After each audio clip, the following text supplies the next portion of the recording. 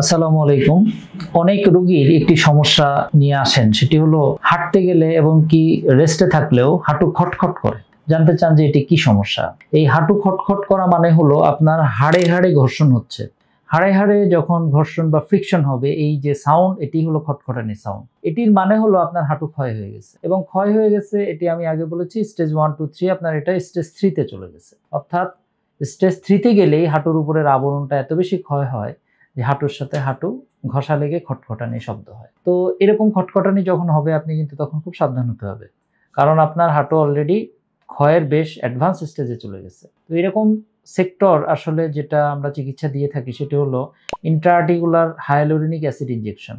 অর্থাৎ এক ধরনের তরল পদার্থ পুশ করা লাগে হাঁটুর ভিতরে, যাতে হাঁটুর সাথে হাঁটুর একটা মাঝখানে ইন্টারফেস তৈরি হয় এবং হাঁটুর সাথে হাঁটু ঘষা না লাগে। অনেক সময় পিআরপি দেওয়া হয়। তো এই হাঁটু খটখটানি এটি কিন্তু খুবই সিরিয়াস প্রবলেম হাঁটুর। এরকম স্টেজে চলে গেলে কিন্তু খুবই সাবধান হতে হবে। তো সবাই ভালো থাকবেন। ধন্যবাদ সবাইকে।